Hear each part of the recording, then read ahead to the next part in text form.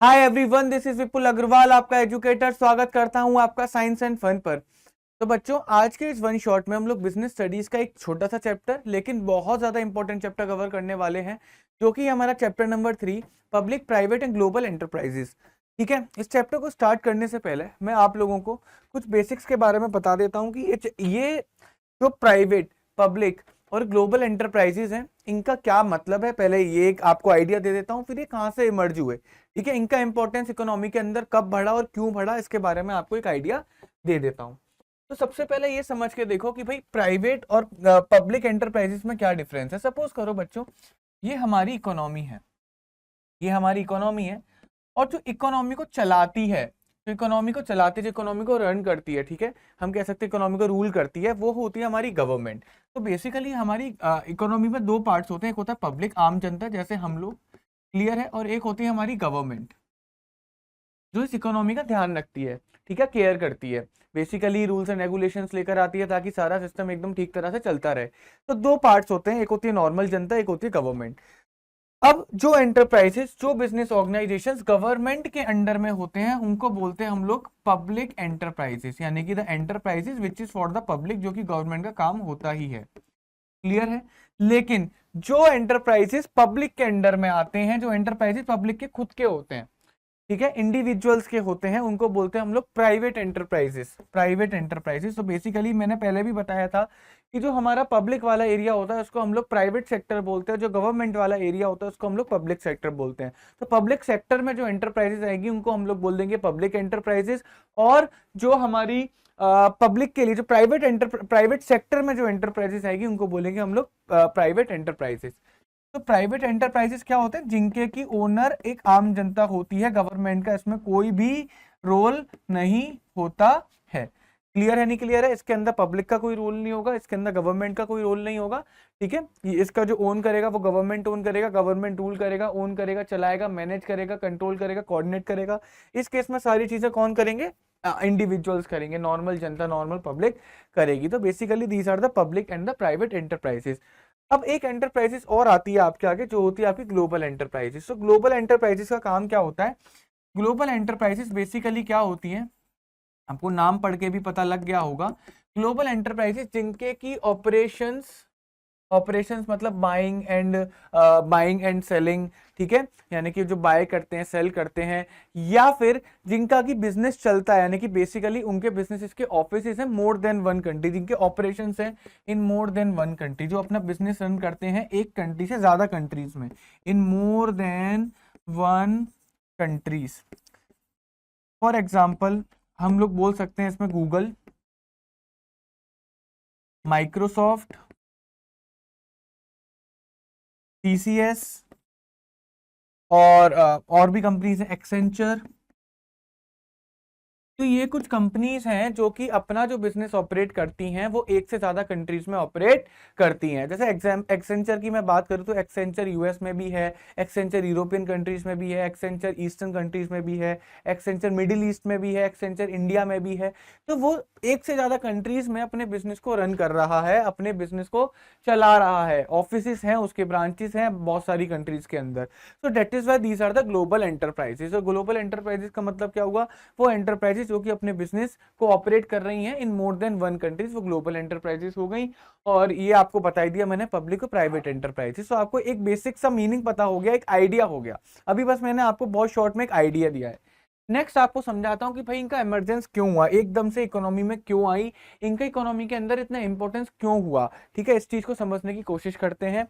ठीक है, देखो इंडिया के अंदर आपको, अगर आपको बिजनेस स्टडीज और इकोनॉमिक्स पढ़नी है, आपको एक साल बहुत अच्छे से पता होना चाहिए, जो कि है 1991, जिसके अंदर बच्चों इकोनॉमिक रिफॉर्म्स आए थे। इकोनॉमिक रिफॉर्म्स आए थे, इकोनॉमिक रिफॉर्म्स मतलब एलपीजी आया था, आपको पता ही है, लिबरलाइजेशन, प्राइवेटाइजेशन, ग्लोबलाइजेशन। लिबरलाइजेशन में ये हुआ था कि लिबरल कर दिया था for the private sector, government ने रूल्स एंड रेगुलेशन, रेस्ट्रिक्शंस बहुत ज्यादा कम कर दी थी। थोड़ी सी गवर्नमेंट नरम हो गई थी कि उन्होंने प्राइवेट सेक्टर को, ग्लोबल एंटरप्राइजेस को जगह दी थी कि आओ इंडिया में अपना बिजनेस तुम भी रन करो, तुम्हें भी हम स्पेशल राइट देंगे। क्लियर है। वहीं पर अगर मैं बात करूं ग्लोबलाइजेशन की, तो इंडिया ने अपना जो मार्केट था वो for all over the world open कर दिया था। तो बाहर की कंपनियों ने, फॉरेन कंपनीज में इंडिया में पैसा इन्वेस्ट करना स्टार्ट करा था, अपना गुड्स बेचना, अपनी सर्विसेज बेचना इंडिया में स्टार्ट करी थी।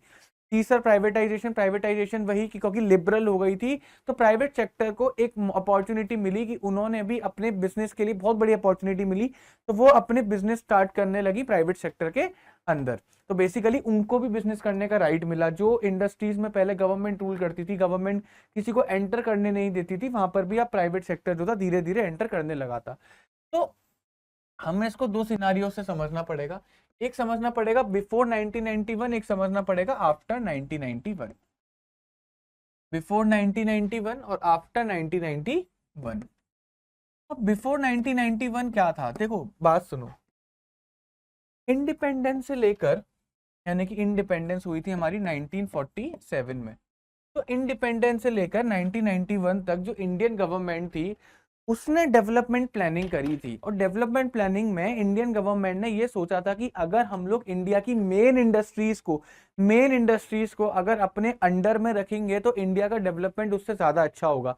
तो बेसिकली उन लोगों ने ये सोचा था कि हम लोग जो मेन हमारी इंडस्ट्रीज है, मेन हमारी फैक्ट्रीज हैं, उसको पब्लिक सेक्टर के अंदर लेकर आ जाते हैं, गवर्नमेंट के कंट्रोल में लेकर आ जाते हैं, और प्राइवेट सेक्टर को उस एरिया में हम लोग कम जगह देंगे। ठीक है, अल्टीमेटली गवर्नमेंट का इंटेंट इसके पीछे ये था, क्योंकि गवर्नमेंट जिस इंटेंट के साथ बिजनेस चलाने वाली थी, इकोनॉमी चलाने वाली थी, वो था पब्लिक वेलफेयर के लिए। कि अगर हम लोग, क्योंकि इंडिया एक बहुत ज्यादा सेंसिटिव स्टेज में था उस टाइम पर ध्यान रखना बहुत ज्यादा जरूरी था। तो गवर्नमेंट ने ये सोचा था क्योंकि अगर हम इसे अपने अंडर में रखेंगे तो प्राइवेट सेक्टर जो है पब्लिक को फालतू की चीजों से पागल नहीं बना पाएगा। बेसिकली जैसे प्राइवेट सेक्टर करते हैं ना, डिमांड एंड सप्लाई की वजह से प्राइजेस हाई कर देते हैं, एम्प्लॉयमेंट अपॉर्चुनिटीज बचाने की कोशिश करते हैं कि क्या बोलते हैं, हम लोग खर्चा कम करने के लिए पब्लिक को ज्यादा एम्प्लॉयमेंट ना दें। तो वो चीज गवर्नमेंट ने कहीं ना कहीं अपने अंदर सोची होगी। गवर्नमेंट ने ये सोचा कि अगर हम पब्लिक सेक्टर में रखेंगे तो हम इन गुड्स एंड सर्विसेज को कम दामों में पब्लिक को दे पाएंगे, साथ ही साथ एम्प्लॉयमेंट अपॉर्चुनिटीज को ज्यादा जनरेट कर पाएंगे, हम एक इफेक्टिव सिस्टम बनाएंगे जिससे कि हम लोग इंडिया को इकोनॉमिक डेवलपमेंट की उस पे पाथ पे लेके जाएं। बट एक्चुअल में हुआ जस्ट इसका उल्टा। गवर्नमेंट के अंदर इतने सारे, मतलब उसके जो गवर्नमेंट के एम्प्लॉयज थे, गवर्नमेंट का पूरा मैनेजमेंट सिस्टम जो था बहुत ज्यादा खराब था। ठीक है, आलसी लोग थे, है ना, और करप्शन के केसेस होने स्टार्ट हुए, जिसकी वजह से जो हमारा 1947 से 1991 तक जो हमारी इंडस्ट्रीज थी जो कि गवर्नमेंट के अंदर थी, वो बहुत अच्छे से ग्रो नहीं कर पाई। जहां उन्हें होना चाहिए था वहां पर नहीं कर पाई, और अल्टीमेटली 1991 तक आते आते हमारी इकोनॉमी की स्थिति ऐसी हो गई जहां पर हम लोगों को काफी ज्यादा देखना पड़ा कि इंडिया के पास पैसा नहीं है, फॉरेन रिजर्व नहीं है, ये सारी चीजें इंडिया को देखनी पड़ी। बट 1991 में तब जाकर डॉक्टर मनमोहन सिंह जी ने, जो हमारे उस टाइम के फाइनेंस मिनिस्टर थे, उन्होंने एक डिसीजन लिया कि भाई नहीं, अब हमें समझना पड़ेगा कि खाली पब्लिक सेक्टर के ऊपर रिलाय होकर हम लोग अपनी इकोनॉमी को आगे लेकर नहीं जा सकते, हमें प्राइवेट सेक्टर को भी जगह देनी पड़ेगी। इस तरह से वो स्कीम लेकर आए लिबरलाइजेशन। लिबरलाइजेशन में उन्होंने रूल्स एंड रेगुलेशंस को, रेस्ट्रिक्शंस को कम करा। जिस जगह पर पहले प्राइवेट सेक्टर को, सपोज करो कि गवर्नमेंट किसी इंडस्ट्री के अंदर है, स्टील इंडस्ट्री के अंदर है गवर्नमेंट, और प्राइवेट सेक्टर स्टील इंडस्ट्री के अंदर आना चाहता, तो गवर्नमेंट ने ऑलरेडी इतने रूल्स रेगुलेशंस लगा रखे थे, इतने रेस्ट्रिक्शन लगा रखे थे कि प्राइवेट सेक्टर के लिए बहुत ज्यादा डिफिकल्ट था कि वो उस इंडस्ट्री के अंदर एंटर कर पाए। बट 1991 की पॉलिसी में ये हुआ, लिबरलाइजेशन आया, उन रूल्स एंड रेगुलेशंस को, रेस्ट्रिक्शंस को बहुत कम करा गया, जिसकी वजह से प्राइवेटाइजेशन को जगह मिली, यानी कि प्राइवेट सेक्टर एंटर करना स्टार्ट हुए। और साथ ही साथ दूसरी चीज ये भी कि गवर्नमेंट ने अपनी जो पब्लिक जो प्रॉपर्टी थी, गवर्नमेंट की जो प्रॉपर्टी थी, ठीक है, गवर्नमेंट के जो बिजनेसेस वगैरह थे, गवर्नमेंट ने उसमें स्टेक देना स्टार्ट कर दिया प्राइवेट सेक्टर को। तो गवर्नमेंट ने अपने बिजनेसेस बेचना स्टार्ट कर दिया प्राइवेट सेक्टर को, डिसइन्वेस्टमेंट करना स्टार्ट कर दिया प्राइवेट सेक्टर को। तो इस तरीके से प्राइवेटाइजेशन आया था। तो इसी वजह से 1991 के बाद प्राइवेट सेक्टर काफी ज्यादा इंपॉर्टेंट हो गए। इसके बाद इंडिया के अंदर जो इंडिविजुअल्स है वो भी एक लार्ज स्केल पे जाके बिजनेस कर सकता था, क्योंकि गवर्नमेंट को समझ में आ गया था। दूसरी चीज, क्योंकि गवर्नमेंट ने ग्लोबलाइजेशन लेकर आ गए थे, तो ग्लोबल मार्केट्स ओपन हो गए थे, जिसकी वजह से ग्लोबल एंटरप्राइजेस भी इंडिया के अंदर आने स्टार्ट हो गए। तो ये कॉन्सेप्ट इंडिया के अंदर 1991 के बाद काफी ज्यादा प्रचलित हो गया, काफी ज्यादा फेमस हो गया। बात आई समझ में आप लोगों के? आई थिंक क्लियर होगी। ओके, तो हमारे पास अब तीन चीजें निकल कर आई बच्चों। पब्लिक सेक्टर तो पहले से चला हुआ आ ही रहा था, ठीक है, दूसरा प्राइवेट सेक्टर, और तीसरा हमारा ग्लोबल एंटरप्राइजेस। अब यहाँ पर समझ के देखते हैं, सबसे जो इम्पोर्टेंट है वो है पब्लिक सेक्टर, प्राइवेट सेक्टर, फिर है हमारा क्या, पब्लिक सेक्टर। अगर मैं प्राइवेट सेक्टर की बात करूं तो प्राइवेट सेक्टर के अंदर हम ऑलरेडी इसको बहुत अच्छे से पढ़ चुके हैं, क्योंकि प्राइवेट सेक्टर के अंदर सोल प्रोप्राइटरशिप आता है, इसको हम लोग लास्ट चैप्टर में पढ़ चुके हैं। पार्टनरशिप आता है, इसको पढ़ चुके हैं। हिंदू अनडिवाइडेड फैमिली बिजनेस आता है, इसको हम लोग पढ़ चुके हैं। जॉइंट स्टॉक कंपनी आता है, इसको हम लोग अच्छे से पढ़ चुके हैं। तो ये सारी वो फॉर्म्स ऑफ ऑर्गेनाइजेशन है जो कि प्राइवेट सेक्टर के अंदर आती हैं, क्योंकि इनको जो ओन करते हैं वो प्राइवेट इंडिविजुअल्स हैं, वो गवर्नमेंट से अलग, जो आम जनता है उनमें से कोई लोग इन्हें ओन करते होंगे। Sole proprietorship, partnership, Hindu undivided family, joint stock company. लेकिन पब्लिक सेक्टर जो है 3 पार्ट्स के अंदर डिवाइडेड है, जिसमें पहला है हमारा डिपार्टमेंटल अंडरटेकिंग। क्या होता है अभी डिटेल में पढ़ेंगे। सेकंड होता है हमारा स्टैट्यूटरी कॉरपोरेशन।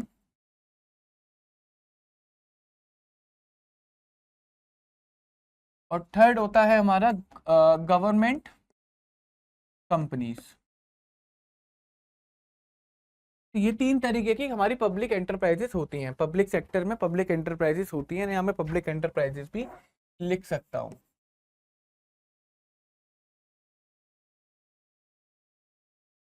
और इसको मैं प्राइवेट एंटरप्राइजेस भी लिख सकता हूँ।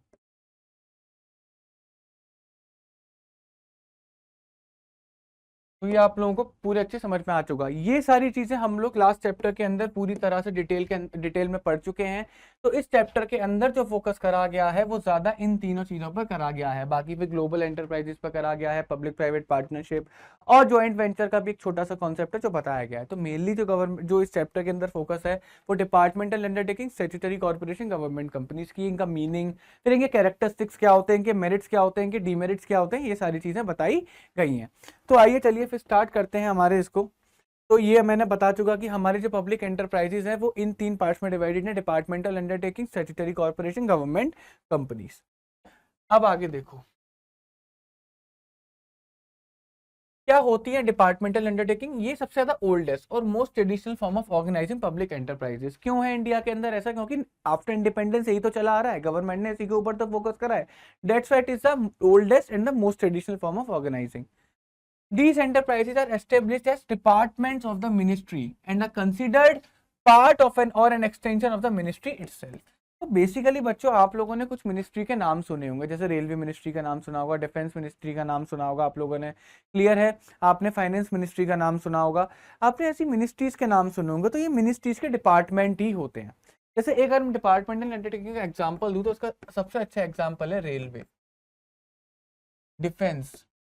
तो बेटा ये सारी चीजें जो रेलवे डिपार्टमेंट है, डिफेंस डिपार्टमेंट है, ये कहाँ पर आते हैं, ये मिनिस्ट्री के अंडर आते हैं। तो रेलवे डिपार्टमेंट जो है रेलवे मिनिस्ट्री के अंदर आता है, डिफेंस डिपार्टमेंट जो है डिफेंस मिनिस्ट्री के अंदर आता है, टेली कम्युनिकेशन डिपार्टमेंट जो है टेली कम्युनिकेशन मिनिस्ट्री के अंदर आता है। तो ये आप लोग यहाँ पर समझ गए होंगे, यहाँ पर आप लोग ये बच्चा समझ गए होंगे कि ये जो डिपार्टमेंट्स होते हैं मिनिस्ट्री के अंदर आते हैं। और मिनिस्ट्री क्या होती है, एक मिनिस्टर का एरिया होता है। जैसे कैबिनेट मिनिस्टर्स होते हैं ना, या हमारा रेलवे मिनिस्टर होता है, तो रेलवे मिनिस्टर किसका ध्यान रखेगा, रेलवे मिनिस्ट्री का ध्यान रखेगा। और रेलवे मिनिस्ट्री के अंदर एक डिपार्टमेंट होगा जिसे हम लोग बोलेंगे रेलवे डिपार्टमेंट। क्लियर है बच्चों। तो डिपार्टमेंट अंडरटेकिंग बेसिकली डिपार्टमेंट्स होते हैं किसके, मिनिस्ट्री के। The government function through this departments. और बेटा गवर्नमेंट इन डिपार्टमेंट्स के थ्रू क्या करती है, अपने फंक्शंस करती है। अगर सेंट्रल गवर्नमेंट को, एक गवर्नमेंट को वो चाह रही है कि नहीं हम लोग अपनी रेलवेज को बूस्ट करना है, ठीक है, तो मोदी जी आएंगे टीवी पर बोलेंगे हम लोग रेलवे के लिए ये इनिशिएटिव लेने वाले हैं। तो अल्टीमेटली मोदी जी ने जैसी डिक्लेरेशन करा वहीं पर रेलवे डिपार्टमेंट अपना काम करना स्टार्ट कर देगा। तो गवर्नमेंट ने जो एक वादा करा उस वादे को निभाने के लिए कौन सा डिपार्टमेंट काम कर रहा है, रेलवे डिपार्टमेंट। ऐसी अगर मोदी जी आके बोलते हैं कि नहीं हम लोग अपनी आर्मी के लिए ये सुविधाएं लेकर आ रहे हैं, तो वहां पर कौन का डिपार्टमेंट काम करेगा, डिफेंस डिपार्टमेंट। तो गवर्नमेंट जो भी ऑपरेट करती है देश को चलाने के लिए वो इन डिपार्टमेंट्स के थ्रू करती है। तो ये बहुत ज्यादा इंपॉर्टेंट होते हैं।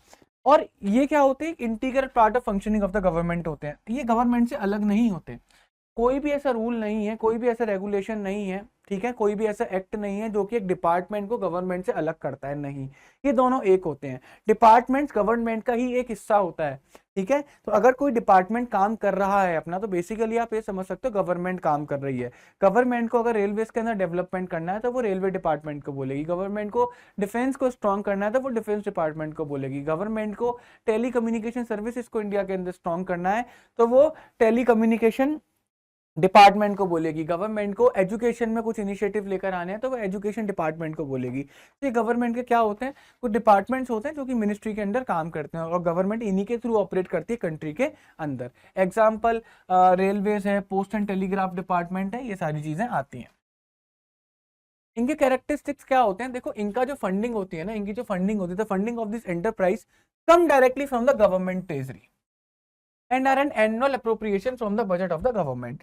तो बेसिकली देखो गवर्नमेंट जितना भी हम लोगों से टैक्सेस कलेक्ट करती है, तो जो भी टैक्सेस कलेक्ट होते हैं वो टैक्सेस सेलेक्ट होके कहाँ पर जाते हैं, गवर्नमेंट ट्रेजरी में जाते हैं। कहाँ पर जाते हैं बच्चों, गवर्नमेंट ट्रेजरी में। और इसी ट्रेजरी से फिर गवर्नमेंट क्या करती है, एक्सपेंसेस करती है पब्लिक वेलफेयर के लिए। तो बेसिकली जो इसको फंडिंग मिलती है, किसको, डिपार्टमेंट्स को, वो इसी गवर्नमेंट ट्रेजरी में से मिलती है, कोई अलग से इनके लिए फंड्स नहीं बनाया जाता।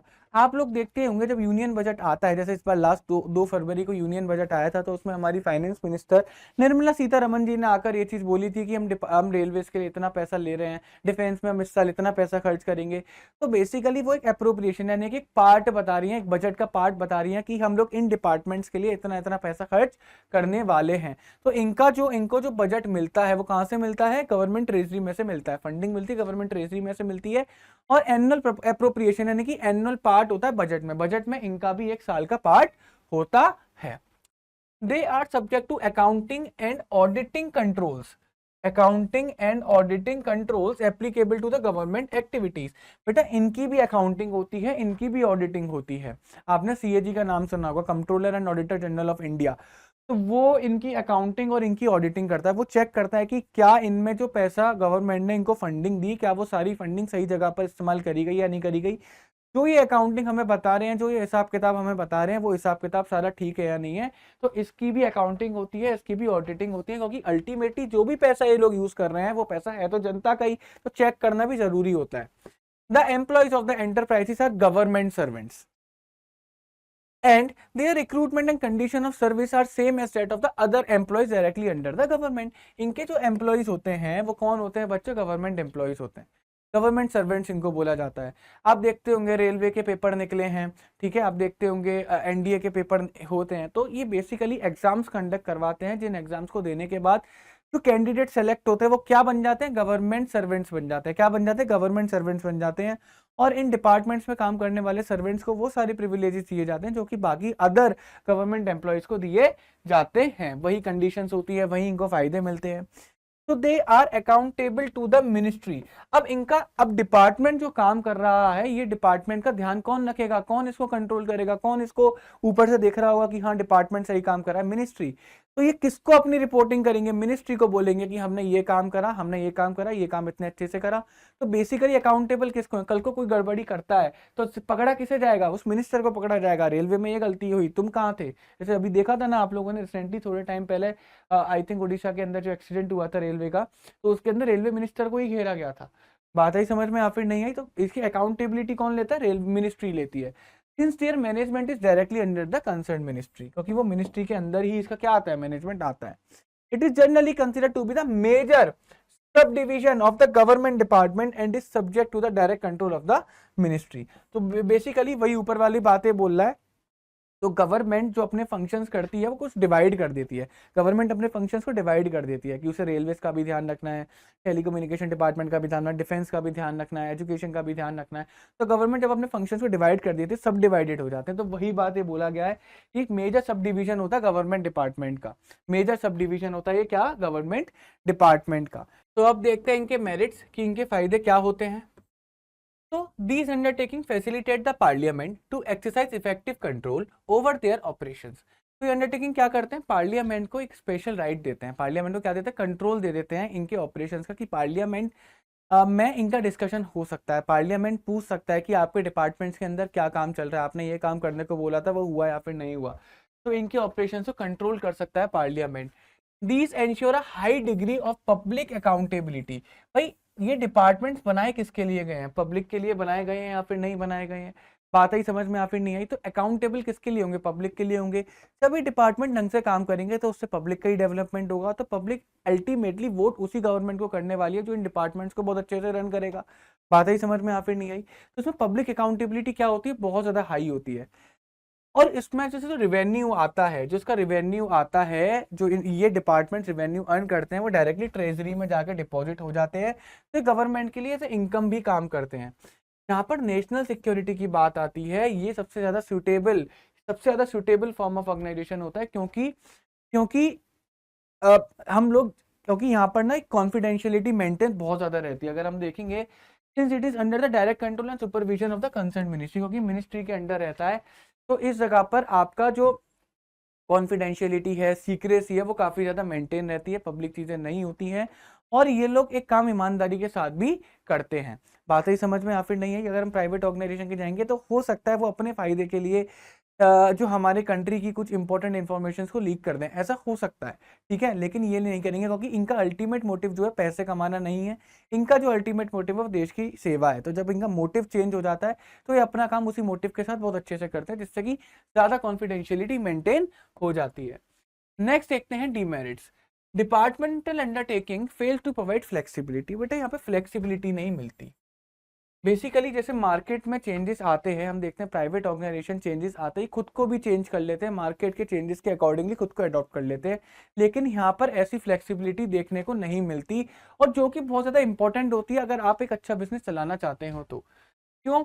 द एम्प्लॉयज और द हेड, जो उसके एम्प्लॉयज होते हैं, हेड होते हैं डिपार्टमेंट के, वो उनको अलाउ नहीं होता कि वो अपने इंडिपेंडेंट डिसीजन ले पाए, कि वो अपने खुद के डिसीजन ले पाए। उनको कोई भी एक इंपॉर्टेंट डिसीजन लेना है, उनको ऊपर मिनिस्ट्री से पूछना पड़ेगा, मिनिस्ट्री उसके ऊपर अप्रूवल देगी, तब जाके वो डिसीजन ले पाते हैं, वो खुद के डिसीजन नहीं ले पाते। दिस लीड्स टू डिलेस, क्योंकि बेटा ऊपर तक पहले उन्हें बताना पड़ेगा कि हमें डिसीजन लेना है, वो देखेंगे ठीक है या गलत है, फिर वो इनको क्या बोलते हैं बताएंगे, तो ये और ज्यादा डिले करता है चीजों को, और ज्यादा डिले करता है चीजों को।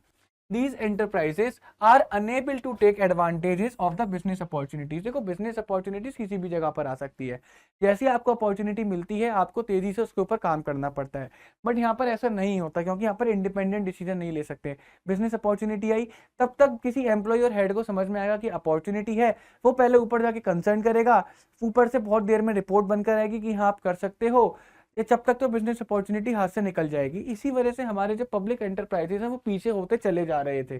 1991 में पब्लिक सेक्टर को इसलिए प्राइवेट सेक्टर को इसलिए बढ़ावा दिया गया था, क्योंकि यहाँ पर क्या होता है, bureaucrats over cautious and conservative approach. देखो गलती इनकी भी नहीं होती, जो ऊपर ब्यूरोक्रेट्स बैठे होते हैं उन्हें हर काम सोच समझ से करना होता है, उन्हें सेफ्टी के साथ चलना बड़ा जरूरी है, वो एकदम से कोई भी डिसीजन नहीं ले सकते, क्योंकि कल को अगर ये लॉस जनरेट करते हैं, नुकसान करते हैं, तो अल्टीमेटली नुकसान किसका होगा, पब्लिक का होगा, ठीक है, फिर पब्लिक इन्हीं का गला पकड़ेगी। तो ये बड़े सोच समझ के चलते हैं, कंजर्वेटिज्म अप्रोच के साथ चलते हैं। यहाँ पर क्या होता है बच्चों, रेड टेपिज्म होता है। रेड टेपिज्म होता है डे टू डे ऑपरेशन से, मतलब इतना ज्यादा पेपर वर्क होता है, इतना ज्यादा पेपर वर्क होता है, जिसकी वजह से जो डिसीजन लिए जाते हैं उनके ऊपर जब एक्शंस लेते हैं वो एक्शंस बहुत ज्यादा डिले हो जाते हैं, क्योंकि पेपर वर्क में ही बहुत सारा टाइम निकल जाता है। रेड टेपिज्म है डे टू डे ऑपरेशन में, कोई एक्शन नहीं लिया जाएगा unless it goes through the proper channels of authority. Basically 4-5 authority बिठा रखी होंगी, वो सब पेपर वर्क करेंगे, ठीक है, और रेड टेपिज्म इतना ज्यादा होता है कि उनके बिना तो कोई काम आगे बढ़ेगा ही नहीं। There is a lot of political interference. बेटा पॉलिटिकल इंटरफेरेंस भी इसमें काफी ज्यादा होता है, क्योंकि मिनिस्ट्री जो चलती है वो पॉलिटिकल नॉर्म्स पे ही चलती है, तो पॉलिटिकल इंटरफेरेंस बहुत ज्यादा होता है डिपार्टमेंटल अंडरटेकिंग्स में। These organizations are usually insensitive to the consumer needs. और बेटा ये मानना पड़ेगा कि ये कंज्यूमर नीड्स के लिए थोड़े इंसेंसिटिव होते हैं, थोड़े समझते नहीं है कंज्यूमर को, अपनी चीज़ें ज़्यादा करते हैं, और एक बार जो चीज़ लिया है वो सालों साल चलती रहती है। तो कंज्यूमर को एक्चुअल में क्या चाहिए उसके अकॉर्डिंग ये कम चलते हैं, अपने अकॉर्डिंग ये ज़्यादा चलते हैं। क्लियर है? स्टैट्यूटरी कॉर्पोरेशंस क्या होती हैं? अभी मैंने आपको एक चीज़ बताई थी कि डिपार्टमेंटल अंडरटेकिंग और गवर्नमेंट दोनों एक चीज़ होती हैं। Department undertaking are the integral part of the government, इनको कोई लॉ कोई एक्ट अलग नहीं करता, but statutory corporation are different from the government, ये दोनों अलग अलग हैं, सेपरेटेड हैं। स्टैट्यूटरी कॉर्पोरेशन से गवर्नमेंट है सेपरेटेड। स्टैट्यूटरी कॉर्पोरेशन को ओन गवर्नमेंट ही करता है, बट दे आर सेपरेटेड। जैसे कि डिपार्टमेंट एंड अंडरटेकिंग में जितने भी इंपॉर्टेंट डिसीजन लिए जाते थे या जितने भी छोटे छोटे डिसीजन लिए जाते थे वो सारे मिनिस्ट्री लेता था। मिनिस्ट्री उसका अकाउंटेबिलिटी लेता था, ठीक है, सारी पावर सारी राइट्स इसके हाथ में होती थी, मिनिस्ट्री के हाथ में होती थी। यहाँ पर ऐसा नहीं है, यहाँ पर थोड़ा सा एक सेपरेशन आया है, और वो सेपरेशन किसकी वजह से आया? स्पेशल एक्ट की वजह से। क्योंकि ये स्टैट्यूटरी कॉर्पोरेशन वो पब्लिक एंटरप्राइजेस होते हैं जिनको की एक स्पेशल एक्ट के थ्रू बनाया जाता है। फॉर एग्जांपल LIC, SBI, ये सारी वो एंटरप्राइजेस हैं जिनके लिए एक स्पेशल एक्ट पास करा गया। अब स्पेशल एक्ट क्यों पास करा गया? स्पेशल एक्ट पास करने का रीजन था क्योंकि इनके सारे रूल्स, सारे रेगुलेशन, सारी पावर, सारे राइट्स उस एक्ट के अंदर डाले जाएंगे। बात आई समझ में? ये अपना डिसीजन किस तरह से लेंगे? ये इंडिपेंडेंट होता है अपने डिसीजंस लेने के लिए, ठीक है, क्योंकि अलग एक्ट बना हुआ है। वो एक्ट पावर देता है एम्प्लॉयज को, हेड्स को, कि अपने अपने डिसीजंस को इंडिपेंडेंटली ले सकते हैं। क्लियर है या फिर नहीं है? तो ये स्पेशल एक्ट ऑफ पार्लियामेंट के थ्रू बनाई जाती है कॉर्पोरेशन, इसी वजह से ये स्टैट्यूटरी कॉर्पोरेशन बोला जाता है। The act define it's power, वही एक्ट जो स्पेशल एक्ट होता है इनका, वो इनके पावर्स, इनके फंक्शंस को डिफाइन करता है, रूल्स को, रेगुलेशंस को डिफाइन करता है, जो कि इनके एम्प्लॉयज और इनके गवर्नमेंट के साथ, डिपार्टमेंट के साथ क्या रिलेशन है वो गवर्न करते हैं। तो बेसिकली जो पावर्स होंगे, जो फंक्शंस होंगे, जो क्या रूल्स होंगे, रेगुलेशंस होंगे, वो बताएंगे कि एक एम्प्लॉय को क्या करना है, और इनकी रिलेशनशिप भी बताते हैं डिपार्टमेंटल अंडरटेकिंग के पास। तो बेसिकली अलग से इनके लिए एक जगह दी गई है, एक फ्लेक्सिबिलिटी की इनके लिए गुंजाइश दी गई है कि भाई आप अलग से काम कर सकते हो, don't have to worry about anything, ठीक है, कोई प्रॉब्लम नहीं है। This is a corporate body. ये क्या है? Corporate body created by the legislature, basically created by the law, और वो लॉ इनको एक पावर देता है, फंक्शन देता है, defined power and function, and is financially independent. सबसे इंपॉर्टेंट पॉइंट ये, these are the financially independent. आप डिपार्टमेंटल अंडरटेकिंग में देख रहे होंगे कि जो पैसा आता है वो गवर्नमेंट बजट से आता है, गवर्नमेंट ट्रेजरी से आता है, लेकिन यहाँ पर ये खुद पैसा जनरेट करती है, खुद पैसा रेज करती है, ठीक है, खुद पैसा रेज करती है। गवर्नमेंट इनके लिए बजट में कोई भी जगह नहीं रखती है। क्लियर है? और इनका जो कंट्रोल होता है वो बिल्कुल अलग होता है। इन ओवर अ स्पेसिफाइड एरिया इनका जो कंट्रोल होता है वो अलग होता है, ओवर अ स्पेसिफाइड एरिया और a particular type of commercial activity. मतलब basically they are having their own controls, they can control their own activity. Simply बस इतना बोलना है, गवर्नमेंट का इंटरफेरेंस कम होता है, ठीक है, होता है, किस किस जगह होता है वो भी डिस्कस करेंगे, पर बेसिकली कम होता है। डिपार्टमेंट अंडरटेकिंग से तो बहुत ज्यादा कम होता है, क्योंकि ये काम अपने खुद, इनके पास राइट है, इनके पास पावर है कि अपने काम खुद से कर सकते हैं, खुद डिसीजन ले सकते हैं, बिजनेस अपॉर्चुनिटीज का भी पूरा फायदा लेते हैं। इनके फीचर्स क्या होते हैं? ये setup under an act of parliament, special act of parliament के अंडर ये सेटअप करे जाते हैं, और उसी के थ्रू, ये उसी एक्ट के प्रोविजन के थ्रू इन्हें गवर्न करा जाता है, इनको चलाया जाता है। ये एक्ट क्या बताता है? इनके ऑब्जेक्ट बताता है, किस लिए इनको फ्रेम करा गया, पावर्स एंड प्रिविलेजेस बताता है ऑफ अ स्टैट्यूटरी कॉर्पोरेशन। जैसे LIC की बात करें तो LIC का एक्ट होगा, वो LIC का पर्पस बताएगा कि LIC को इंडिया के अंदर क्यों फॉर्म करा गया, SBI को इंडिया के अंदर क्यों फॉर्म करा गया, उसकी पावर्स भी बताएगा कि SBI के हाथ में क्या पावर्स हैं, ठीक है, SBI के हाथ में क्या प्रिविलेजेस हैं, क्या उसके पास ताकत है कि वो कंट्री के लिए कुछ अच्छा कर सकता है, ठीक है। तो इंडिपेंडेंसी थोड़ी दी जाती है इनको। This type of organization is wholly owned by the government. Basically इनका जो 100% स्टेक होल्डर्स होते हैं वो गवर्नमेंट होती है, ठीक है, ओनर तो गवर्नमेंट ही होती है, वी नो डेट, बट फिर भी इनको अलग से पावर दी जाती है ताकि इनके एम्प्लॉयज अपने अकॉर्डिंगली इस ऑर्गेनाइजेशन को चला सकें।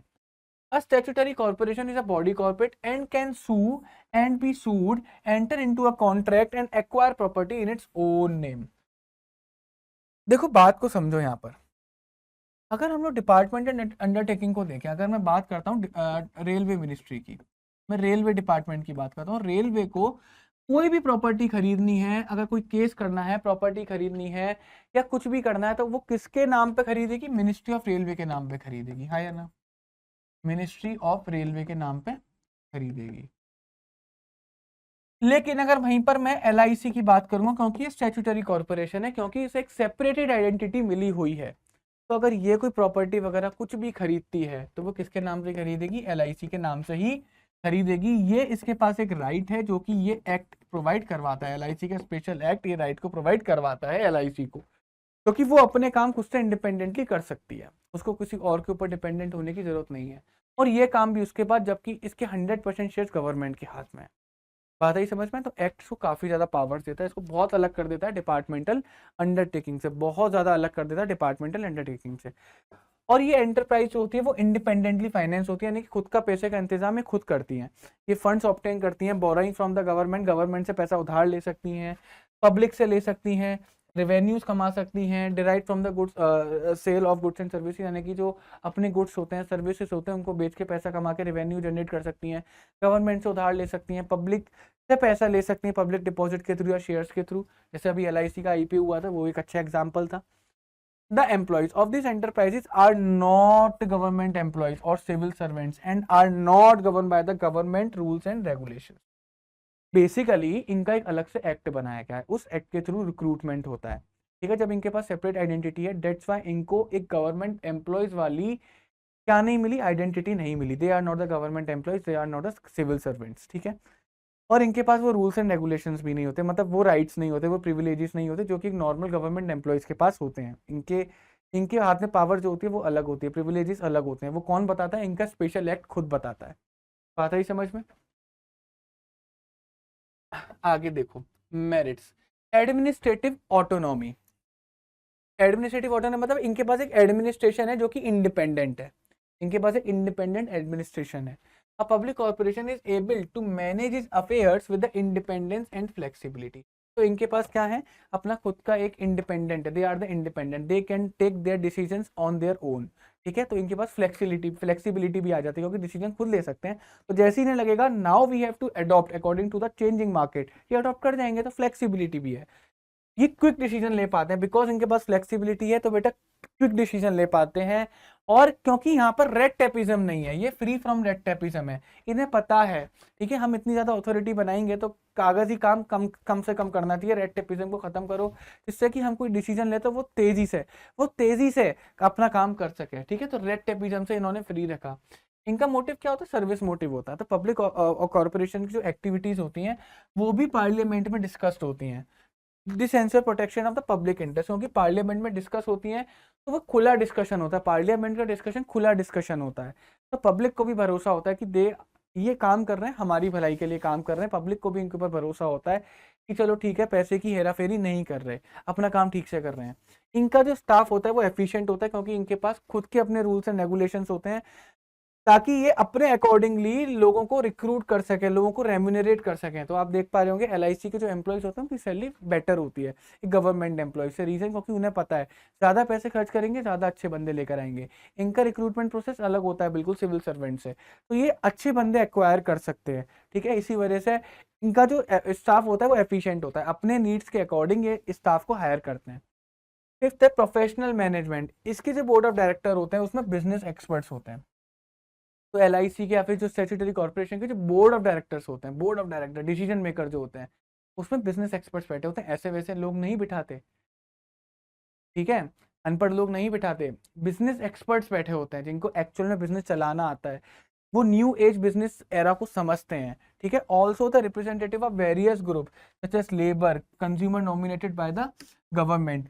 तो यहाँ पर ऐसे लोग भी बैठे होते हैं जो कि कुछ कम्युनिटीज को बिलोंग करते हैं, जैसे लेबर कम्युनिटी को। तो लेबर के लिए क्या स्कीम्स लेकर आनी चाहिए, उसके ऊपर डिसीजन लेने के लिए लेबर का एक रिप्रेजेंटेटिव बैठा हुआ कि हमारे देश की लेबर आज इस चीज से गुजर रही है, उनके लिए हमें क्या करना चाहिए, कंज्यूमर किस चीजों से गुजर रहा है, उनके लिए क्या करना चाहिए। तो ये हर एस्पेक्ट को सोचते हैं, क्योंकि बिजनेस एक्सपर्ट है तो सोचना इनका काम है और वो सोचते भी हैं। इसी वजह से ये जो काम करते हैं ना वो काफी एफिशिएंटली काम करते हैं। बात ही समझ में नहीं आई, ठीक है। इनके डीमेरिट्स क्या है? देखो, रियलिटी में कितनी भी आप इनको ऑटोनॉमी दे दो, लेकिन ये इतनी ज़्यादा फ्लेक्सिबिलिटी एंजॉय नहीं करते जितना भी ऊपर बोल रखा था। All the action are subject to many rules and regulation. बेटा देखो, 100% स्टेक तो गवर्नमेंट के हाथ में है ना, तो गवर्नमेंट तो कहीं ना कहीं अपनी चलाएगी। बात ही समझ में? अगर इनको बोला गया है कि you are open to take your decisions, you are independent to take your decisions, तो वो एक पेपर पे लिख के दे दिया, बट रियलिटी में ऐसा नहीं होता, उसके ऊपर भी काफ़ी ज़्यादा रूल्स एंड रिस्ट्रिक्शंस होती हैं। तो इतनी ज़्यादा फ्लेक्सिबिलिटी, इतना बोल रहे तो इतनी फ्लेक्सिबिलिटी मिलती नहीं है।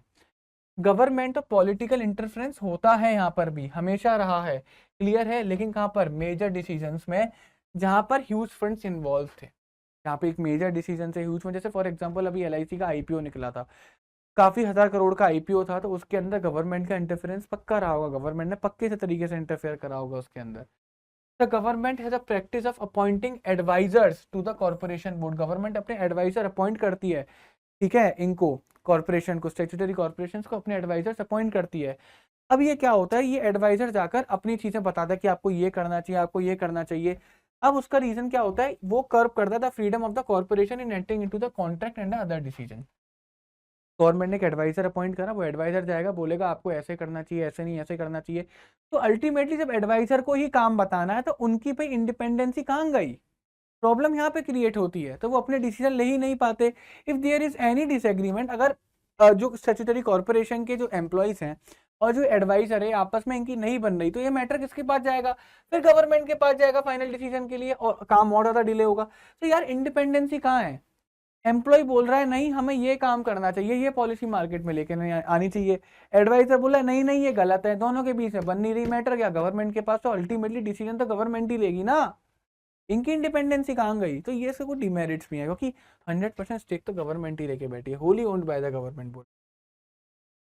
फिर आता है नेक्स्ट हमारा गवर्नमेंट कंपनीज, ठीक है, आपने कंपनी के बारे में सुना था, वैसा ही है, जॉइंट स्टॉक कंपनी की तरह ही है, लेकिन इसके अंदर जो उसके शेयर है वो शेयर है, जैसे अ government company means a company, ये कौन बोलता है, company act 2013, government company means any company in which not less than 50% of the paid up capital is held by the central government और बाय एनी स्टेट गवर्नमेंट और partly by the central government और partly by one और more state government and includes a company which is a subsidiary of a government company.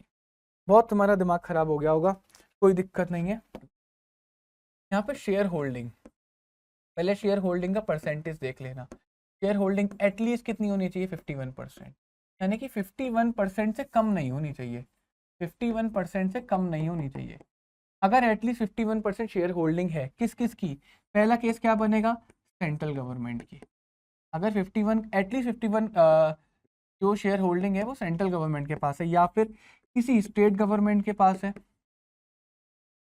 या फिर central और state को मिला के 51% बैठ रही है, सेंट्रल और स्टेट गवर्नमेंट को मिला के 50% बैठ रही है, जैसे मोदी जी की गवर्नमेंट और योगी जी की गवर्नमेंट ने मिलाकर एक कंपनी में 51%, कम से कम अगर किसी भी कंपनी में 51% का शेयर होगा यूपी गवर्नमेंट और सेंट्रल गवर्नमेंट को मिलाकर, तो वो गवर्नमेंट कंपनी मानी जाएगी। तो पहला केस तो ये इन्होंने बोला गया कि एटलीस्ट 51% स्टेक होल्डिंग होनी चाहिए पेड अप शेयर कैपिटल की, चाहे सेंट्रल गवर्नमेंट के पास हो, चाहे स्टेट गवर्नमेंट के पास हो, चाहे सेंट्रल प्लस स्टेट गवर्नमेंट के पास हो।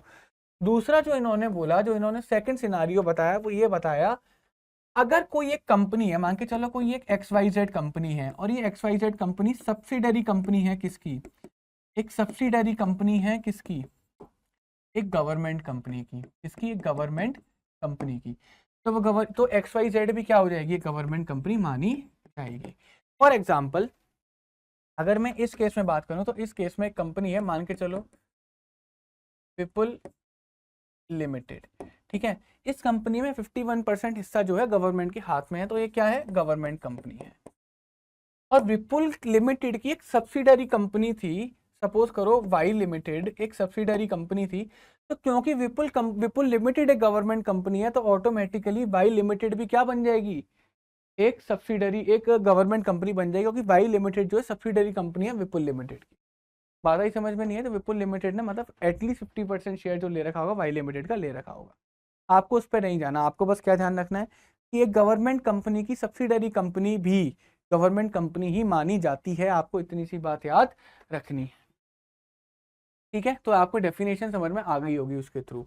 अब government company establish under the companies act 2013, बेटा कंपनीज एक्ट 2013 के अंदर एस्टेब्लिश होती है, यानी कि इसका भी एक अलग अपना एक्ट होता है, and is registered and governed by the provision of this act, मतलब किस तरीके से चालू होगी, किस तरीके से काम करेगी, सब ये एक्ट से बताएगा।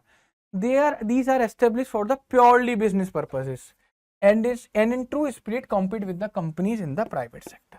ये बड़ी अच्छी बात बोली, डिफरेंस आ गया समझ में। डिपार्टमेंटल अंडरटेकिंग के पास कोई सेपरेट आइडेंटिटी नहीं थी, लेकिन पब्लिक कंपनीज के पास सेपरेट आइडेंटिटी है, क्योंकि इनका अलग से रूल बना, अलग से लॉ बना हुआ है, एक्ट बना हुआ है। स्टैट्यूटरी कॉर्पोरेशन की सेपरेट आइडेंटिटी है, क्योंकि उनके लिए तो स्पेशली कोई एक्ट बनाया जाता है उन कंपनीज के लिए, ठीक है। डिपार्टमेंट अंडरटेकिंग का पर्पस क्या था, सर्विस मोटिव, यानी कि पब्लिक के लिए काम करना है। स्टैट्यूटरी कॉर्पोरेशन का भी था पब्लिक के लिए काम करना, ये नहीं आई पब्लिक के लिए काम करने के लिए, ये आई है मार्केट में कंपटीशन फेस करने के लिए, कि हम प्राइवेट ऑर्गेनाइजेशन के साथ कट थ्रोट कॉम्पिटिशन फेस करेंगे, हम प्रॉफिट मोटिव के लिए काम करेंगे, हम पब्लिक वेलफेयर के लिए काम नहीं करेंगे। इनके फीचर्स क्या होते हैं? Registration, the government company gets incorporated under the companies act 2013 का रजिस्ट्रेशन कहाँ होता है? कंपनीज एक्ट 2013 के अंडर होता है। All the provision of companies act are applicable on a government company, और बेटा कंपनीज एक्ट के ही प्रोविजन गवर्नमेंट कंपनी पर एप्लीकेबल होते हैं। Ownership, the government companies partly और wholly owned by the government. Partly और होली ओन्ड का मतलब है कि अगर गवर्नमेंट के पास 51% से लेकर 99.99% तक उसके पास शेयर होल्डिंग है तो पार्टली ओन्ड माना जाएगा, क्योंकि कुछ परसेंट हिस्सा किसी और के पास भी होगा। अगर गवर्नमेंट के पास 100% शेयर होल्डिंग है तो गवर्नमेंट तभी होली ओन्ड मानी जाएगी, अदरवाइज वो पार्टली ओन्ड मानी जाएगी, और एटलीस्ट 51% शेयर होल्डिंग तो होनी चाहिए उसकी। क्लियर है? थर्ड है management, the government companies manage by the board of director. कौन मैनेज करता है? Board of director. जैसे कि हमने देखा था जॉइंट स्टॉक कंपनी में। और उनको नॉमिनेट कौन करता है? यहाँ पर उनको नॉमिनेट करती है government and other share holders. पर जॉइंट स्टॉक कंपनी में हमने एक चीज देखी थी कि जो बोर्ड ऑफ डायरेक्टर थे उनको इलेक्ट करा जाता था। कौन इलेक्ट करता था? Share holders. यहाँ पर बोर्ड ऑफ डायरेक्टर को नॉमिनेट करा जा रहा है और गवर्नमेंट भी अपना पार्टिसिपेशन कर रहे हैं इनको नॉमिनेट करने के लिए। फोर्थ है सेपरेट लीगल एंटिटी। इनकी क्या होती है? सेपरेट लीगल एग्जिस्टेंस होती है, यानी कि किसी की भी प्राइवेट प्रॉपर्टी खतरे में नहीं है, कल को अगर डेट आ गया तो। फिफ्थ है ministerial control, the concern ministry make appointment of the director. अब यहाँ पर बोला गया भैया डायरेक्टर को अपॉइंट करने के लिए किसका भी पार्टिसिपेशन था? गवर्नमेंट का। तो वहां पर गवर्नमेंट की मिनिस्ट्री का होगा। द मिनिस्ट्री में issue direction and can assume the overall supervision of the undertaking. जैसे फॉर एग्जाम्पल हम बात करें, जैसे आपने बच्चों आईसीएफ का नाम सुना है? आईसीएफ का नाम सुना है? आईसीएफ बेसिकली एक ऐसी कंपनी है जो कि इंडियन रेलवेज के लिए कोचेस बनाती है। वंदे भारत आईसीएफ ने ही बना कर दी है। आईसीएफ अब डब्बे बना रही है जो कोचेस होते हैं इंडियन रेलवेज के वो। तो सपोज करो कि वो एक कंपनी है, उसको गवर्न कौन कर रहा होगा? कंपनीज एक्ट 2013 गवर्नमेंट कंपनीज होगी, बट उसके जो बोर्ड ऑफ डायरेक्टर होंगे वो किसने अपॉइंट करे होंगे? Railway of ministry, concern ministry. जो जिस इंडस्ट्री से, जिस मिनिस्ट्री से वो कंपनी रिलेट कर रही है, उसी मिनिस्ट्री का वही मिनिस्टर कौन अपॉइंट करेगा? उसके डायरेक्टर को अपॉइंट करेगा। इनके पास क्या होती है? फाइनेंशियल ऑटोनॉमी, यानी कि they can raise their finance on their own. तो ये जो कंपनी है, गवर्नमेंट कंपनी है, ये बोरोइंग पावर को एंजॉय करती है। It can raise capital by issue of the various security, यानी कि शेयर और डिबेंचर इशू करके भी पैसा उठा सकती है। It is free to use its revenue, ये अपने रेवेन्यू का यूज करके कंपनी के ग्रोथ और एक्सपेंशन में पार्टिसिपेट कर सकती है। ठीक है, इनके फायदे क्या होते हैं? The government company can be establish by fulfilling the requirement of the Indian companies act, यानी कि it can be established by the companies act. ठीक है, a separate act in the parliament is not required, इसके लिए कोई अलग से act नहीं चाहिए, कंपनीज एक्ट काम कर देगा। It is a separate legal entity, अभी बताया था, यानी कि किसी की प्राइवेट प्रॉपर्टी खतरे में नहीं है। ये ऑटोनॉमी एंजॉय करती है in all the managerial decisions and take actions according to the business prudence. Business के अकॉर्डिंग, बिजनेस को देखते हुए सारे डिसीजंस लेती है, क्योंकि इसके पास क्या है? ऑटोनॉमी है अपनी मैनेजमेंट के अंदर, इंडिपेंडेंट है अपने मैनेजरियल डिसीजंस लेने के लिए। The companies by providing goods and services at reasonable prices are able to control the market and curb unhealthy business practices. तो ये जो कंपनीज होती हैं गुड्स एंड सर्विसेज देती है मार्केट के अंदर रीजनेबल प्राइसेस पर, रीजनेबल प्राइसेस पर गुड्स एंड सर्विसेज देती हैं, जिसकी वजह से बच्चों क्या होता था, वो अल्टीमेटली इन्होंने बोला कि प्रॉफिट के लिए काम करती हैं, बट क्योंकि यहाँ पर ये मिलावट नहीं करेंगी, अनफेयर मार्केट प्रैक्टिसेस ये नहीं करेंगी, जिनकी वजह से जो हम आम लोग हैं उनको एक अच्छा गुड्स एंड सर्विसेज मिलेगा, अच्छे दामों पर मिलेगा और प्योर मिलेगा। क्या मिलेगा? प्योर मिलेगा, क्योंकि ये क्या करती है? अनहेल्दी बिजनेस प्रैक्टिसेस को हटाती हैं, ये मार्केट को कंट्रोल भी करती है, क्योंकि इनके पास पैसा होता है तो ये अच्छे प्राइजेस पर गुड्स देती हैं। इनके डिमेरिट्स क्या हैं? Since the government is the only shareholder, government shareholder है in some company, the provision of the Companies Act does not have much relevance। बेटा अल्टीमेटली आप कितने भी रूल्स एंड रेगुलेशन बना दो, चलेगी तो मालिक की ना। तो जिन कंपनी में गवर्नमेंट ही सिर्फ और सिर्फ मालिक है तो उस जगह पर रूल्स एंड रेगुलेशन इतने काम के नहीं होते, प्रैक्टिकल बात बोली गई है। It evades constitutional responsibility which a company finance by the government should have. It is not answerable directly to the parliament, क्योंकि इन कंपनीज की पार्लियामेंट में बातें नहीं करी जाती, डिस्कशन पार्लियामेंट में नहीं होता। तो क्या होता है बेटा, अपनी रेस्पॉन्सिबिलिटी, जो कॉन्स्टिट्यूशनल रेस्पॉन्सिबिलिटी है, कभी कभी उनको भी ये फॉलो नहीं करते। The government being the sole share holder, the management and the administration rest in the hands of the government. अभी बोला गया था मैनेजमेंट और एडमिनिस्ट्रेशन के पास ऑटोनॉमी होती है, इंडिपेंडेंसी होती है, लेकिन जहां पर गवर्नमेंट 100% ओन करके बैठी होगी, कोई ऑटोनॉमी नहीं है, जैसा हम बोलेंगे वैसा करोगे, बात खत्म। ठीक है। The main purpose of a government company registered like other company is defeated. तो बेटा गवर्नमेंट कंपनी का जो पर्पस था वो तो खत्म ही हो गया ना, वो तो बच्चों खत्म ही हो गया ना, वो पर्पस कहाँ गया। तो जैसे ही गवर्नमेंट कंपनीज के लिए बोला गया यहाँ पर कि गवर्नमेंट कंपनी के पास ऑटोनॉमी, गवर्नमेंट कंपनी में डिसीजन खुद ले सकती है, उसे कंपनीज एक्ट पीछे से पावर दे के बैठा हुआ है। गवर्नमेंट बोलेगी shut up, I am the 100% share holder. कोई रूल्स एंड रेगुलेशंस इतना ज्यादा इंपॉर्टेंट नहीं बचता। ठीक है। कोई फाइनेंशियल मैनेजरियल इंडिपेंडेंसी खत्म कर दी जाती है। गवर्नमेंट इज द ओनर यार, हु केयर्स, एट लास्ट मालिक की ही सुनी जाती है। ठीक है। फिर लास्ट आता है ग्लोबल एंटरप्राइजेस। ये पब्लिक सेक्टर का लास्ट है हमारा global enterprises. Multinational company offer refer to the MNCs, इनको एमएनसीज भी बोला जाता है। वो कॉर्पोरेशन होती है जो कि ऑपरेट करती हैं और इनका बिजनेस एक्टिविटीज होता है इन मल्टीपल कंट्रीज, मोर than one country, multiple countries, एक ही बात है। दे हैव सब्सिडरी और ब्रांचेस इन डिफरेंट नेशन, उनके ब्रांचेस होते हैं, सब्सिडरी होती है डिफरेंट नेशन में, जो कि हेल्प करती हैं उनको अपना बिजनेस करने में ऑन अ ग्लोबल स्केल। तो बेसिकली एक ऐसी ऑर्गेनाइजेशन जो कि बिजनेस ऑपरेट कर रही है अपना मल्टीपल नेशंस के अंदर, मोर देन वन नेशंस के अंदर, कुछ भी लिख दो, दोनों ठीक है। क्लियर है। वो कैसे करती है, ब्रांचेस के थ्रू, सब्सिडरीज के थ्रू, ग्लोबल स्केल पे इस हेल्प करते हैं उनका बिजनेस को चलाने में। फीचर्स क्या होते हैं, ह्यूज कैपिटल रिसोर्सेज, उनके पास जो कैपिटल रिसोर्सेज होती है वो काफी ज्यादा होती है। These enterprises are characteristics by possessing huge financial resources and ability to raise fund from the different sources, क्योंकि इनका जो पहुंच होती है वो नेशनल इंटरनेशनल लेवल की होती है। इनके पास वेरियस ऑप्शंस होते हैं कहीं से भी पैसा जनरेट करने का, तो इनके पास रिसोर्सेज होते हैं, ह्यूज फाइनेंशियल रिसोर्सेज होते हैं इनके पास। ठीक है। Foreign collaboration, global enterprises usually enter into the agreements with Indian companies pertaining to the sale of technology, production of goods, use of brand names for the final product, etc. These MNCs may collaborate with the companies in the public and private sector. ये बेटा जब भी India के अंदर हमारे global enterprises आती हैं तो वो हमारी इंडियन कंपनीज के साथ कोलैबोरेट करती हैं। उसका रीजन सिंपल ये होता है कि भाई वो इंडिया के अंदर आएंगी, इंडिया के अंदर आके सालों के अंदर वो इंडिया का मार्केट समझेंगी। इंडियन कंपनी को जहां पर उसे पता है कि क्या इंडिया के मार्केट में चलेगा, वो कोलैबोरेशन करके उनसे मार्केट का पता कर लेंगी, फिर उसी के हिसाब से टेक्नोलॉजी बनाएंगी। जैसे इसका सबसे अच्छा एग्जाम्पल है टोयोटा एंड मारुति सुजुकी।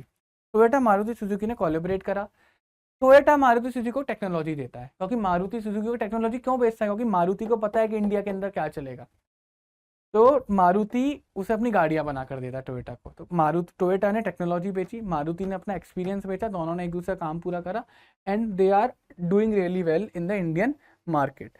और जो कोलैबोरेशन होता है वो पब्लिक कंपनी के साथ भी कर सकते हैं, और मतलब पब्लिक एंटरप्राइजेस के साथ भी कर सकते हैं, प्राइवेट एंटरप्राइजेस के साथ भी कर सकते हैं।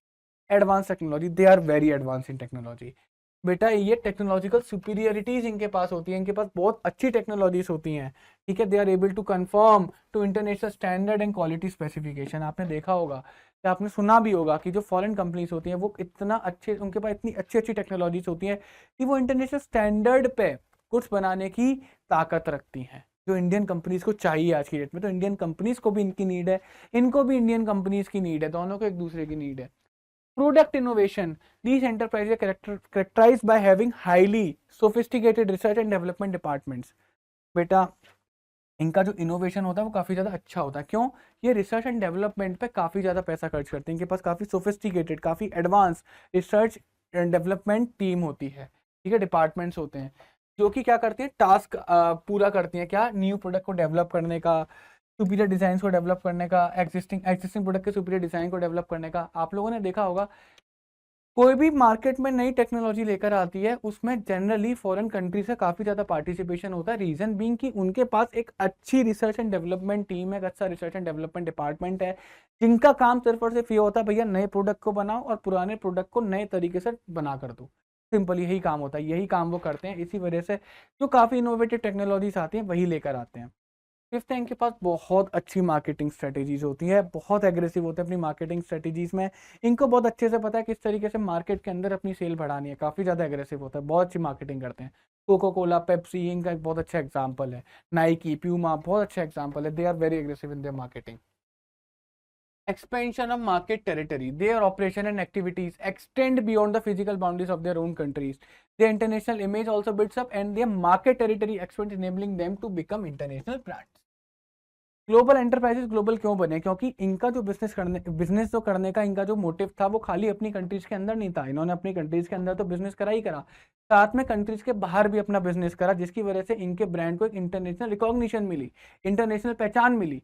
बात ही समझ में नहीं आई, इनकी मार्केटिंग स्ट्रेटेजीज इतनी ज़्यादा एग्रेसिव थी कि खाली इनकी कंट्रीज में इनकी ब्रांड को नहीं पहचानते लोग, कंट्रीज के बाहर भी इनकी ब्रांड्स को काफ़ी ज़्यादा पहचाना जाता है। डेट्स वाई ग्लोबल लीडर्स बनते हैं। ठीक है, सेंट्रलाइज कंट्रोल, और इनका जो कंट्रोल होता है ना वो एक जगह से ही चलता है। इनकी खुद की होम कंट्री में इनका एक हेडक्वार्टर होगा जो कि कंट्रोल करता है बेटा सारी ब्रांचेस को, सारी सब्सिडरीज को all over the world. However this control is limited to the broad policy framework of the parent company. ठीक है, तो ये बेसिकली जो कंट्रोल होता है वो डिपेंडेंट होता है किसके ऊपर? जो उन्होंने पॉलिसी बना रखी है, पेरेंट कंपनी ने जो पॉलिसी बना रखी है। आ जाओ, नेक्स्ट एक होता है बच्चा आपका ज्वाइंट वेंचर। देखो ज्वाइंट वेंचर ना बड़ा आसान होता है।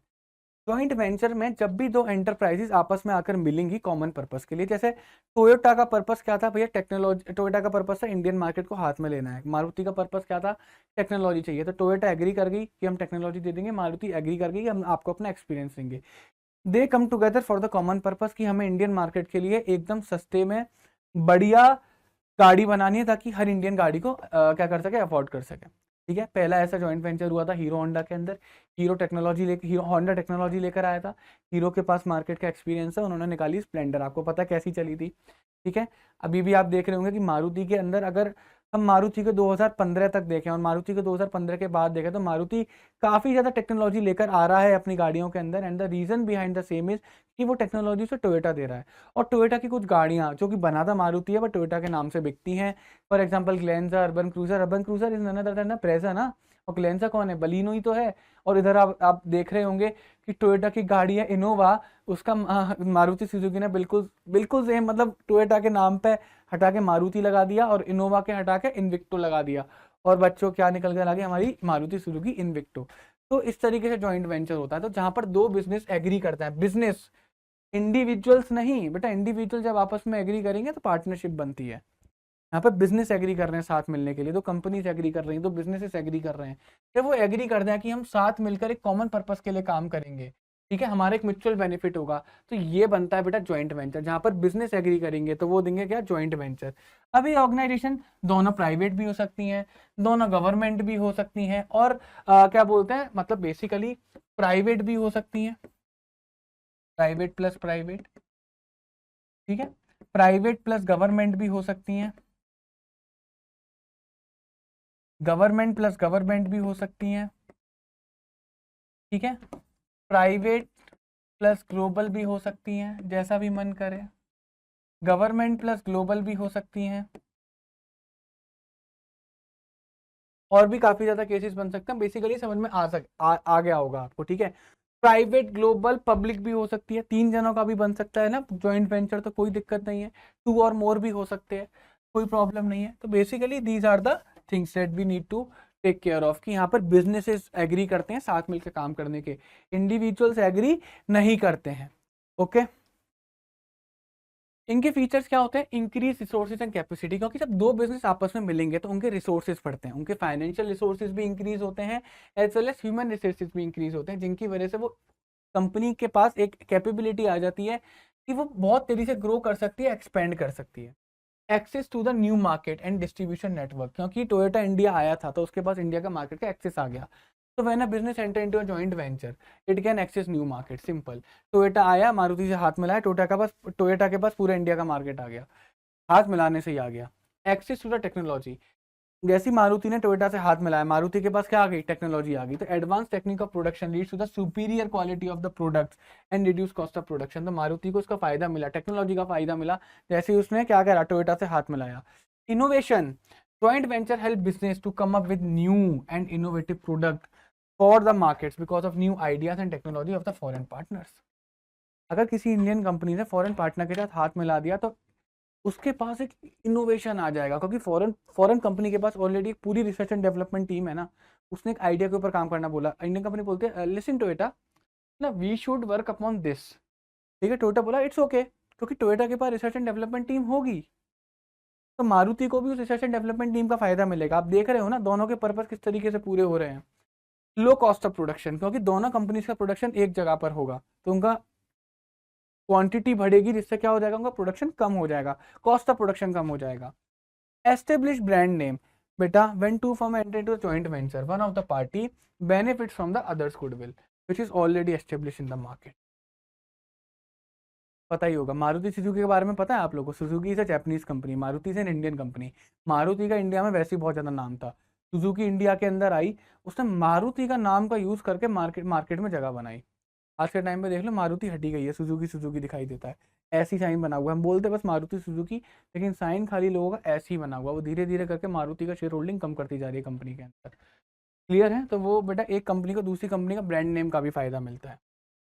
फिर आता है पब्लिक प्राइवेट पार्टनरशिप। स्पेसिफिकली ये बोलता है कि भैया एक प्राइवेट सेक्टर और प्लस एक पब्लिक सेक्टर, जैसा कि हमें मिलता है डीएमआरसी में देखने को, Delhi metro rail corporation. Delhi के अंदर जो मेट्रो चलती है, it is the greatest example of public private partnership.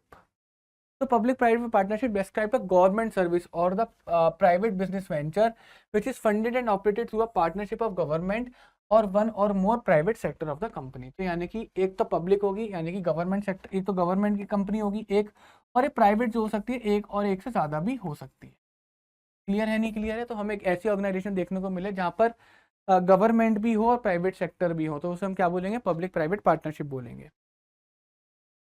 इनके फीचर्स क्या होते हैं? Contract with the private party to design and build public facility. तो गवर्नमेंट यानी कि पब्लिक कंपनी बोलेगी we want to build a train system जो कि लोकली नोएडा, गाजियाबाद, दिल्ली को कनेक्ट करे। ठीक है, जहाँ पर खर्चा कम हो पैसेंजर का, उनको एक हाई स्टैंडर्ड एक्सपीरियंस मिले। ठीक है, एक स्पीड, एक क्या बोलते हैं, स्पीडी ट्रांसपोर्टेशन मोड मिले, यानी कि मेट्रो बनाना, सिंपल सा हम ये बोल सकते हैं। तो बेसिकली गवर्नमेंट ने कॉन्ट्रैक्ट करा प्राइवेट कंपनी के साथ कि तुम मेट्रो बनाओ, हम तुम्हें पैसा देंगे, और वो मेट्रो इस तरीके से बननी चाहिए कि उससे पब्लिक का फायदा हो। बात ही समझ में या फिर नहीं आई? Facilities finance and own by the public sector. बेटा मेट्रो को ओन कौन करता है? पब्लिक सेक्टर ओन करता है, क्योंकि पब्लिक सेक्टर ने पैसा लगा रखा है, उसमें प्राइवेट पार्टी कोई भी रोल नहीं होगा। की driver is a transfer of design and construction risk. बेटा इसके अंदर सबसे ज्यादा जो इंपॉर्टेंट फैक्टर वो क्या होता है? डिजाइन। डिजाइन कौन लेकर आ रहा है? डिजाइन लेकर कौन आ रहा है? डिजाइन लेकर आ रहा है प्राइवेट सेक्टर। कंस्ट्रक्शन रिस्क कौन ले रहा है? Private sector. कि सपोज करो इतना मोटा कंस्ट्रक्शन हो रहा है, भैया गवर्नमेंट तो तभी पैसे देगी ना जब क्या बोलते हैं आपका कंस्ट्रक्शन पूरा हो जाएगा। अगर कल को कंस्ट्रक्शन खराब हो, गवर्नमेंट बोलेगी हम क्यों पैसे दें, ये तो टूटा है, आपकी लापरवाही की वजह से टूटा है। तो यहाँ पर प्राइवेट सेक्टर भी काफी ज्यादा रिस्क ले रही है। और public private partnership PPP suitable for high priority project such as infrastructure etcetera. जैसे इंडिया के अंदर इस समय इंफ्रास्ट्रक्चर की काफी ज्यादा जरूरत है। एक रिपोर्ट बनी थी, इसके अंदर ये बोला था कि अगर इंडिया के अंदर इंफ्रास्ट्रक्चर इस लेवल का पहुंच जाए, लेवल बोला था वहां तक पहुंच जाए, तो इंडिया का जीडीपी काफी ज्यादा बढ़ सकता है। और इसी चीज के ऊपर हमारे जो नितिन गडकरी साहब है काफी ज्यादा काम कर रहे हैं, क्योंकि उन्हें पता है कि अगर मैं इंडिया को रोड्स के थ्रू वेल कनेक्ट कर दूंगा तो हमारा जीडीपी इंक्रीज करेगा, क्योंकि हमारा ट्रांसपोर्टेशन सिस्टम बढ़ेगा। बात समझो इस चीज को, देखो समझने की कोशिश करो। अभी जो ट्रांसपोर्टेशन है ना, जो वो सबसे ज्यादा मेनली रेलवे के ऊपर डिपेंडेंट है। अब रेलवे का भी कॉरिडोर अलग से बना रहे हैं, डेडिकेटेड कॉरिडोर बना रहे हैं अलग से, आपने सुना होगा डीएफसी, डेडिकेटेड फ्रेट कॉरिडोर अलग से बना रहे हैं। इंडिया में धीरे धीरे उसका काम बढ़ रहा है, एक तो स्टार्ट भी हो चुका है, उसका एक जो पार्ट है वो स्टार्ट भी हो चुका है। इससे धीरे धीरे क्या होगा, जो डोमेस्टिक रेलवे लाइन है उनके ऊपर से काम हट जाएगा, जो हम आम जनता के लिए डोमेस्टिक लाइन है उनके ऊपर से लोड हट जाएगा, और फ्रेट के लिए अलग से लाइन बनाई जाएगी, जिससे जो गुड्स का आवागमन होगा वो तेज हो जाएगा। गडकरी जी कोशिश कर रहे हैं कि हम तो रेलवे के साथ साथ रोडवेज के थ्रू भी गुड्स को इतना तेजी से इधर से उधर लेके जा सके, जिसका जवाब नहीं। इस वजह से वो काफ़ी एक्सप्रेस वे ओपन कर रहे हैं, बड़ी बड़ी सिटीज़ को आपस में जोड़ रहे हैं ताकि कम्यूटिंग में कोई भी दिक्कत ना आए। उत्तर प्रदेश में आओगे, पहले एक जगह से दूसरे कोने में जाने के लिए 2 से 3 दिन लग जाते थे, अब नहीं, 12 घंटे में आप पूरा उत्तर प्रदेश क्रॉस कर सकते हो। वो भी कैसे? हॉरिजॉन्टली, वर्टिकली नहीं, हॉरिजॉन्टली। आप न्यू दिल्ली से नोएडा में सीधा एंटर करोगे और सीधा जाकर सीधा आप निकलोगे बेटा बिहार, ठीक है, बिहार तक का पूरा एक्सेस से खींच दिया, सब आपका आपस में कनेक्ट कर दिया 12 घंटे के अंदर। पहले यही रास्ता 3-4 दिन का था। पहले आपको न्यू दिल्ली से बेसिकली मेरठ जाना होता 4 घंटे लगते थे, अब 35 मिनट्स का रास्ता बचा है। तो बच्चों हमारे इस वन शॉट में बस इतना ही था। आई होप आप लोगों को बहुत अच्छे से सारी चीज़ें समझ में आ गई होंगी। तो प्लीज़ हमारे इस वन शॉट को लाइक ज़रूर करिएगा, हमारे चैनल को सब्सक्राइब ज़रूर करिएगा और अपने फ्रेंड्स के साथ शेयर ज़रूर करिएगा, ताकि उन्हें भी एक क्वालिटी एजुकेशन मिल सके। तब तक के लिए goodbye everyone, take care.